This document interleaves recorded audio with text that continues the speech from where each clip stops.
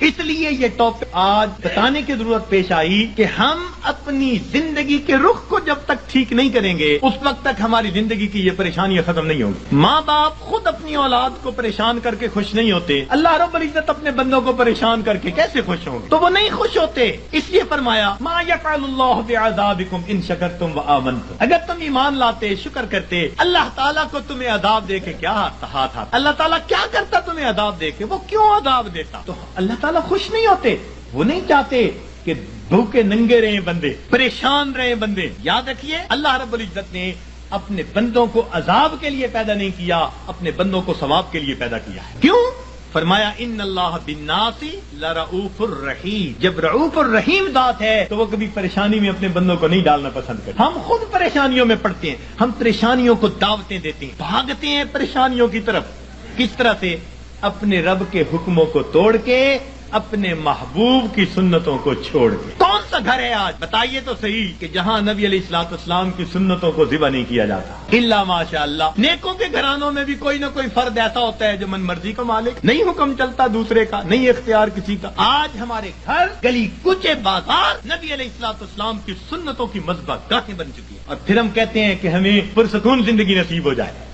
رہنا دریا میں مگر مجھ سے بہر، رہنا دنیا میں اور دنیا کے پیدا کرنے والے کو ناراض کر کے، تو کیسے پرسکون زندگی گزاریں گے؟ ایک صاحب آئے، بڑی فیکٹریوں کے مینیجر تھے، آنسوؤں سے رونے لگے، حضرت میں اتنا پریشان ہوں میں آپ کو بتا نہیں سکتا، میرا خرچہ پورا نہیں ہوتا۔ بھئی ہے کتنا؟ بس حضرت 2 کاریں دی ہوئی ہیں، میرے لیے علیحدہ، بچوں کے لیے علیحدہ، کوٹھی لے کے دی ہوئی ہے، کوٹھی پر چوکیدار، باورچی اور گن وین سب مالکوں کا، پیٹرول مالکوں کا، بیمار ہو جائیں تو ڈاکٹر کا خرچہ مالکوں کا، اور ٹیکس ویکس ہو تو مالکوں کا، اور حضرت مجھے صرف 75,000 مہینے کے ملتے ہیں۔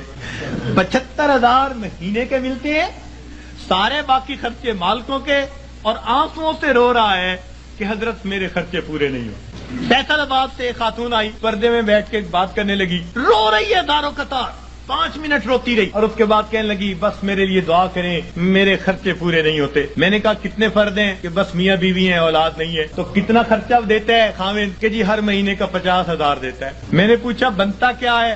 کہنے لگی بس دوائیوں پہ خرچ ہو جاتے ہیں۔ اور واقعی ایسے تھا، واقعی ایسے تھا، 50,000 روپیہ اکیلی خاتون کا خرچہ، مگر وہ ڈاکٹروں کے پاتوں میں چلا جاتا تھا۔ میں نے اس مینیجر اور اس خاتون کو پھر سمجھایا، میں نے کہا کہ اپنی زندگی سے جب تک نافرمانی کو نہیں نکالو گے تمہیں زندگی میں کبھی سکون نہیں مل سکتا۔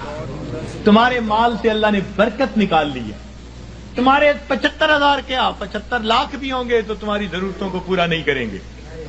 برکت اللہ تعالیٰ نکال لیتے ہیں، اتنا کماتے ہیں ضرورتیں اتنی، پریشان، اتنا کماتے ہیں ضرورتیں اتنی، پھر پریشان، لنگوٹ باندھ باندھ کے میدان میں اترتے ہیں، اب اس پریشانی کو تو ختم کر دینا ہے، اگلی پریشانی اوپر سے آ جاتی ہے، پہلی ختم نہیں ہوتی دوسری اوپر سے، پھر پریشان پھرتے ہیں، کہتے ہیں جی بس رول رول کے زندگی گزار رہے ہیں۔